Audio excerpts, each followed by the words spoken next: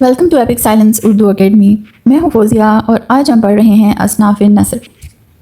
اب اصناف نثر ہو یا اصناف سخن، اصناف ادب کی ہی اقسام ہیں. اصناف ادب کیا ہے؟ اصناف نکلا ہے صنف سے، یعنی کہ کوئی نوع یا قسم، اور ادب کے معنی ہے بہترین انداز بیان، بہترین انداز میں کسی چیز کو اپنے خیالات کا اظہار کرنا. اصناف ادب کو دو حصوں میں تقسیم کیا گیا ہے، اصناف نثر اور اصناف سخن. اصناف نثر جو ہے آج ہم اس کے اوپر ڈسکشن کریں گے. دیکھیے، اصناف نثر بہترین الفاظ کو سادہ طریقے سے بیان کرنے کا نام ہے، یا آپ یوں سمجھ لیں کہ نثر جو ہے وہ ایک ایسی تحریر کو کہتے ہیں جو سادہ بھی ہوتی ہے، معیاری بھی ہوتی ہے، لیکن اسے گایا نہیں جا سکتا. اصناف جو نثر ہیں اس کی مختلف ٹائپس ہیں، لیکن بیسیکلی ہم نے اس کو دو حصوں میں یا دو قسموں میں تقسیم کیا ہوا ہے، افسانوی نثر اور غیر افسانوی نثر. جیسا کہ اپنے نام سے ظاہر ہے کہ جو ایسی نثر، ایسی تحریر جو افسانوی ہوتی ہے، جس میں کوئی قصہ کہانی ہوتی ہے، کوئی فکشن ہوتا ہے، جیسے ناول ہیں، ڈراماز ہیں، یا یہ جو افسانے وغیرہ ہوتے ہیں، یہ افسانوی نثر ہوتے ہیں سارے. اور غیر افسانوی جو ہیں ان میں مضمون، انشائیہ، سفر نامے، یہ سب شامل ہوتے ہیں. اصناف نثر انتہائی اہم موضوع ہے. اس کے اوپر آپ کے جو ایگزام ہے، بورڈ ایگزام میں، اس میں ضرور کوسچنز آتے ہیں. آپ کے MCQs میں بھی یہ بہت بڑا حصہ لیتا ہے. اسی طرح آپ کے جو گرامر کا پارٹ ہے جس میں کوسچن آنسر ہوتے ہیں، وہاں پر بھی اس کے سوالات پوچھے جاتے ہیں. 9th 10th first year, second year, آپ لوگوں کے لیے یہ بے حد امپورٹنٹ ٹاپک ہے. تو چلیے آئیے باری باری ان تمام کو مختصراً دیکھ لیتے ہیں تاکہ آپ ان کو انڈرسٹینڈ کر لیں اور آپ کو MCQs کرنے میں یا کوسچن آنسرس کرنے میں کوئی مشکل نہ ہو. سب سے پہلے ہے ناول. ناول اطالوی زبان کا لفظ ہے جس کے معنی ہے نادر، انوکھا یا کوئی نئی بات. اب یہ آپ کے MCQs میں ضرور آتا ہے اور اکثر آتا ہے کہ ناول کون سے زبان کا لفظ ہے اور اس کے معنی کیا ہیں.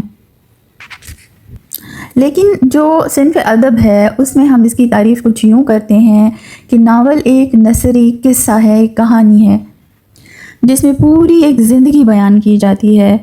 دیکھا جائے تو بیسیکلی یہ ناول جو ہے وہ داستان کی ہی ایک ارتقائی شکل ہے، یوں کہہ لیں. تو اس کے جیسے داستان ہوتی ہے تو یہ ناول بھی تقریباً اسی طرح ہوتا ہے، لیکن دونوں میں فرق ہے، آگے چل کر میں بتاؤں گی. ناول جو ہے وہ ایک ایسی کہانی ہے جس کی بنیاد حقیقی زندگی پر رکھی جاتی ہے، حقیقی زندگی پر ہوتی ہے. اس میں زندگی کا کوئی ایک دور اس طریقے سے پیش کیا جاتا ہے کہ وہ اپنے تمام تر رنگوں کے ساتھ موجود ہو، اور کہانی کے جو واقعات ہوتے ہیں وہ آپس میں ایسے کنیکٹڈ ہوتے ہیں کہ ایک فطری جو ہے نیچرل سا فلو بن جاتا ہے، اور پڑھنے والا جو قاری ہے وہ بہت اس کو لطف آتا ہے ناول پڑھ کے. کیونکہ یہ ایک فکشن بیسڈ یا امیجنری نہیں ہوتا، بلکہ اس کے کردار عام انسان ہوتے ہیں، گوشت پوشت کے انسان ہوتے ہیں. ان میں خوبیاں بھی ہوتی ہیں، خامیاں بھی ہوتی ہیں. تو ایک عام انسان جس طریقے سے ہوتا ہے، ناول بالکل حقیقی زندگی پر بیس کرتا ہے اور شخصیات کو اسی طرح دکھاتا ہے، خوبیوں اور خامیوں کے ساتھ.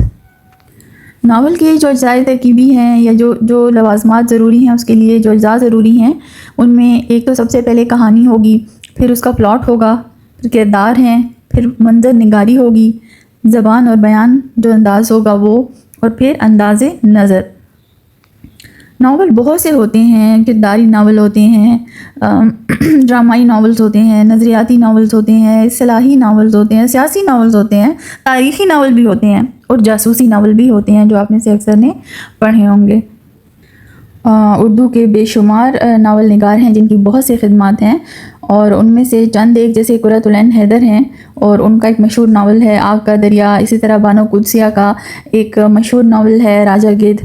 تو بلکہ یہ وہ سٹینڈرڈز ہیں جو کہ آپ کے کمپٹیٹیو ایگزامز میں بھی ان ناولز میں سے کوسچنز پوچھے جاتے ہیں اور ان ناولز کا ریویو پوچھا جاتا ہے. تو یہ ناولز آپ کے لیے ایک انسٹیٹیوٹ کی حیثیت رکھتے ہیں، اس سے آپ کو بہت کچھ سیکھنے کو ملتا ہے. اس کے علاوہ ڈپٹی نذیر احمد، پریم چند، بانو قدسیہ، نمرہ احمد، عمیرہ احمد، یہ سارے جو ہیں، شوکت صدیقی ہیں، یہ مشہور ناول نگار ہیں اردو کے. اب ہے افسانہ. افسانہ جو ہے وہ اردو ادب کی ایک ایسی شکل ہے، ایک ایسی نثری صنف ہے جو کہ اگر ہم لغت کے اعتبار سے دیکھیں تو افسانہ ایک جھوٹی کہانی کو کہتے ہیں، فکشن بیسڈ. لیکن جو ادبی اصطلاح ہے اس میں افسانہ یہ ہے کہ زندگی کے کسی ایک پہلو کے اوپر بات کرتا ہے، زندگی کے کسی ایک پہلو کو اٹھا کر اس کے اوپر پوری کہانی تشکیل دی جاتی ہے، اور یہ مختصر کہانی ہوتی ہے، یعنی آپ ون سٹنگ میں اس کو پڑھ سکتے ہیں۔ جس طریقے سے ناول جو ہے وہ ون سٹنگ میں نہیں پڑھا جا سکتا کیونکہ ناول بہت طویل ہوتا ہے۔ ناول کی خصوصیت ہی یہی ہے کہ ناول طویل ہوتا ہے، یعنی کہ آپ کبھی کبھی 1000-1500 صفحوں تک کا بھی ناول ہوتا ہے، تو اس طرح کے جو ناولز ہوتے ہیں ان کو ون سٹنگ میں پڑھ نہیں سکتے، آپ وہ وقت لیتے ہیں۔ جو ہے وہ زندگی کا کل ہوتا ہے اور افسانہ جو ہے وہ زندگی کا ایک جز ہوتا ہے۔ ناول اور افسانے میں یہی فرق ہے کہ ناول جو ہے وہ زندگی میں معاشرے میں رونما ہونے والے مختلف واقعات کو بڑی قریب سے دکھاتا ہے۔ اس کی مثال میں آپ کو یہ دے سکتی ہوں، جیسے آپ کے فرسٹ ایئر میں بھی ہے اور آپ کی 9th-10th میں بھی کے پی بورڈ میں ایک چیپٹر ہے کتبہ، اس میں دکھایا گیا کہ شریف حسین جو ہے وہ اس کی خواہش تھی ایک، ٹھیک ہے، کہ وہ اپنی ترقی حاصل کرے۔ اب اس خواہش کو لے کے وہ افسانہ شروع ہوا اور اس کے مرنے تک وہ ایک خواہش کے ارد گرد ہی گھومتا رہا۔ تو انسان کی جو زندگی ہے نا وہ کسی ایک پہلو کے گرد نہیں گھومتی، ٹھیک ہے۔ تو ناول پوری زندگی، اب اس ایک انسان کی زندگی میں بہت سے اور مسائل بھی ہوں گے، ایک انسان کی سوشل لائف بھی ہوتی ہے، فیملی لائف بھی ہوتی ہے، رومانٹک لائف بھی ہوتی ہے، پروفیشنل لائف بھی ہوتی ہے، تو زندگی کے بہت سے پہلو ہوتے ہیں جو ناول پوری طرح سے کور کرتا ہے، لیکن جو افسانہ ہے وہ کسی ایک چیز کو اٹھا لیتا ہے، کسی ایک پہلو کو اٹھاتا ہے اور اسی پہلو کے ارد گرد گھومتا ہے افسانہ۔ اردو ادب میں پریم چند، غلام عباس، احمد ندیم قاسمی اور سعادت حسن منٹو، یہ بہت بڑے نام ہیں، بہت بڑے افسانہ نگار ہیں۔ آپ کے کورس میں ان کے بہت سے افسانے شامل کیے گئے ہیں۔ اب ہے ڈرامہ۔ ڈرامہ جو ہے وہ یونانی لفظ ہے اور ڈراؤ سے نکلا ہے، جس کا مطلب ہے عمل کر کے دکھانا، ٹو پرفارم۔ وہی اسی ایک لکھی ہوئی کہانی کو سٹیج پر جب کوئی پرفارم کرتا ہے تو اس کو ڈرامہ کہا جاتا ہے۔ زندگی کے کسی بھی پہلو کو ڈرامے کا موضوع بنایا جا سکتا ہے۔ اب ڈرامے بھی دو طرح کے ہوتے ہیں، ایک ٹریجک ہوتے ہیں، المیہ جس کو کہتے ہیں، اور ایک وہ ہوتے ہیں کامیڈی ڈراماز ہوتے ہیں، تربیہ جن کو کہتے ہیں، میلو ڈراماز بھی ہوتے ہیں اس طرح۔ تو ڈرامہ کے جو اجزاء ہیں اس میں ڈرامے کا پلاٹ ہونا، اس کے کردار ہونا، زبان اور بیان ہونا، تخیل، آرائش اور موسیقی بھی اس میں شامل ہوتی ہے۔ کچھ مشہور ڈرامہ نگار جن میں سید امتیاز علی تاج ہیں، عصمت چغتائی ہیں، آغا حشر کاشمیری ہیں۔ اب ہے لوک کہانی یا داستان۔ لوک کہانی جو ہے وہ مقامی یا علاقائی کہانی ہوتی ہے جو تحریری شکل میں نہیں ہوتی ہے، اور نسل در نسل یہ جس کو کہتے ہیں وہ سینہ بسینہ چلتی آ رہی ہوتی ہیں، یہ وہ کہانیاں ہوتی ہیں۔ اور یہ بھی ممکن ہوتا ہے کہ ایک علاقے کی کہانی ہے اور وہ مختلف ویریشنز کے ساتھ، بدلاؤ کے ساتھ، اور مختلف علاقوں میں بھی رائج ہوتی ہیں۔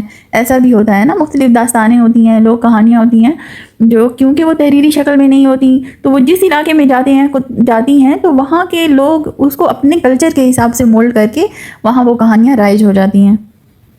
تو لوک کہانیوں میں زیادہ تر آپ کو اس خطے میں بسنے والے لوگوں کا کلچر، ان کے رسم و رواج، ان کے طریقے، زندگی گزارنے کے رنگ ڈھنگ جو ہے نا آپ کو نظر آئیں گے اس کے اندر۔ تو یہ تو تھا افسانوی ادب۔ اب ہم دیکھ لیتے ہیں غیر افسانوی ادب، جس میں ہم سب سے پہلے دیکھتے ہیں مضمون۔ یاد رکھیے اس بات کو کہ مضمون عربی زبان کا لفظ ہے جس کے معنی ہے احاطہ کرنا کسی چیز کا، یا ضمن میں لینا، یا مفہوم یا مطلب واضح کرنا، یا کسی بھی موضوع پر کوئی تحریر لکھنا، کوئی انشاء لکھنا، اس کو مضمون کہتے ہیں۔ یعنی کہ اصطلاح میں ہم اس کو کہتے ہیں کہ کسی متعین موضوع پر اپنے خیالات اور جذبات کا جب ہم تحریری طور پر اظہار کرتے ہیں تو اس کو مضمون کہتے ہیں۔ اردو میں جو ہے وہ سر سید احمد خان نے مضمون نویسی کا باقاعدہ آغاز کیا تھا، اور بے شمار مضامین ہیں ان کے، جو ایک رسالہ چھپا کرتا تھا تہذیب الاخلاق کے نام سے اس زمانے میں، تو بہت سے اصلاحی مضامین انہوں نے اس میں لکھے جو آج تک ہم پڑھتے آ رہے ہیں، جس میں سے آپ نے فرسٹ ایئر کی بک میں پڑھا ہوگا، اپنی مدد آپ کے عنوان سے ہے، تو وہ بھی سر سید احمد خان کے اصلاحی مضامین میں سے ایک ہے۔ مضمون کا باقاعدہ ایک موضوع ہوتا ہے، مضمون کا آغاز جو ہے وہ باقاعدہ ایک تمہید باندھ کر اس کا آغاز کیا جاتا ہے، اس کے بعد پھر نفس مضمون ہوتا ہے، اور باقاعدہ ایک اختتامیہ یا کنکلوژن ہوتا ہے مضمون کا، اور مضمون میں ایک خاص ربط اور تعلق ہوتا ہے. اسے انگلش میں آرٹیکل بھی کہا جاتا ہے. مضمون میں ایک بہت وسعت ہے اور لکھنے والا اپنے جذبات کو قابو میں رکھتا ہے اور نیوٹرل ہو کر فیکٹس بتائے جاتے ہیں مضمون میں. اب ہے انشائیہ. انشائیہ اور مضمون میں فرق ہی یہی ہے. ایک تو انشائیہ ایک مختصر تحریر ہوتی ہے، مضمون جو ہے وہ آپ کا کئی صفحوں پر مشتمل ہو سکتا ہے. اب انشائیہ کا ایک خاص موضوع تو ہوتا ہے، لیکن یہ ایک ایسی تحریر ہے کہ جس کا نہ کوئی آغاز ہوتا ہے نہ پراپر اختتام ہوتا ہے. وہ جو لکھنے والا ہے وہ ہمیشہ قاری یا پڑھنے والے کے اوپر چھوڑ دیتا ہے کہ وہ آخر میں کیا اسے نتیجہ اخذ کرتا ہے، کیونکہ خود جو لکھنے والا ہوتا ہے اس نے کھل کر اپنے جذبات کا اظہار کیا ہوتا ہے انشائیہ میں. تو بیسیکلی یہ کسی تحقیق پر یا فیکٹس پر مبنی تحریر نہیں ہوتی ہے، یہ ایک پوائنٹ آف ویو ہوتا ہے جو انشائیہ کی شکل میں جو لکھنے والا ہے وہ لکھتا ہے. مشہور جو انشائیہ نگار ہیں وہ ان میں وزیر آغا، منیر جمال اور ڈاکٹر انور صدیق جو ہیں وہ بہت مشہور ہیں. اسی طرح مضامین میں سر سید احمد خان، محمد حسین آزاد، فرت اللہ بیگ مضمون نویسی میں بہت خدمات ہیں ان کی. اب ہے سفر نامہ. اچھا، سفر نامہ جو ہے وہ سفر نامہ نگاری دنیا کے ہر ادب کی ایک مستقل صنف رہی ہے، اور یہ وہ تحریر ہوتی ہے جو سیاح ہوتے ہیں وہ دوران سفر یا پھر سفر کے اختتام پر جو بھی انہوں نے سفر کیا ہوتا ہے اس سے ریلیٹڈ مشاہدات ہوتے ہیں، جو جذبات ہوتے ہیں، کیفیات ہوتی ہیں، جو انہوں نے دیکھا، سب کچھ مشاہدہ کیا، تو وہ سب کچھ جو ہے وہ سفر نامے میں وہ لکھتے ہیں. یعنی کہ سفر نامہ ایسی تحریر نہیں ہے جو آپ اپنے ڈرائنگ روم میں بیٹھ کر لکھ لیں گے، بلکہ اس کے لیے سفر کرنا شرط ہے، کیونکہ سفر کے بغیر سفر نامہ وجود میں نہیں آ سکتا. دراصل جو سفر نامہ ہے وہ ایک طرح کی روداد بھی ہوتی ہے، یا آپ اس کو آپ بیتی بھی کہہ سکتے ہیں. اور خاص کر آج کل دور جدید میں جو سفر نامہ ہے وہ بہت اہمیت اختیار کر گیا ہے. آپ کو سمجھ لیں کہ جو ٹریولنگ ویلاگز بن رہے ہیں آج کل وہ سفر نامہ کی ہی ایک صورت ہے. اور جب میں پڑھا رہی ہوتی ہوں تو میں اپنے اسٹوڈنٹس کو خاص طور پر سفر نامہ پڑھنے کے لیے کہتی ہوں. میں ان سے کہتی ہوں کہ اور کوئی ناول یا کوئی بک آپ پڑھیں یا نہ پڑھیں، مگر میرے کہنے پر ایک مرتبہ سفر نامہ ضرور پڑھیں. آپ یقین کریں گے کہ بہت زیادہ آپ کے ایکسپوجر میں، آپ کی ووکیبلری میں بھی اضافہ ہوگا، اور آپ ایسا لگے گا کہ آپ کا جو رائٹر ہے وہ جہاں جہاں جا رہا ہے آپ اس کے ساتھ وہیں موجود ہیں. تو اس سلسلے میں جو مشہور سفر نامے ہیں جنہوں نے لکھے ہیں اس میں ابن انشا ہے، مستنصر حسین تارڑ ہیں. اچھا، مستنصر حسین تارڑ کے انتہائی ہلکے پھلکے اور بہت دلکش انداز میں لکھے ہوئے ہیں سفر نامے. تو اگر آپ میں سے کوئی پڑھنا چاہتا ہے تو اندلس میں اجنبی اور جپسی اور اس طرح سے بہت سے ان کے سفر نامے ہیں. آپ اگر ان کو پڑھنا شروع کریں گے تو آپ ان میں کھو جائیں گے. تو ضروری نہیں ہوتا کہ ہر چیز ایگزام پوائنٹ آف ویو سے ہی تیار کی جائے، کبھی اپنے وزڈم اور نالج میں اضافے کے لیے بھی کچھ چیزوں کو پڑھ لیا کریں.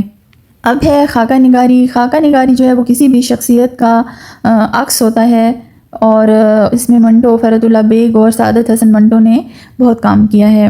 اسی طرح آپ بیتی ہے.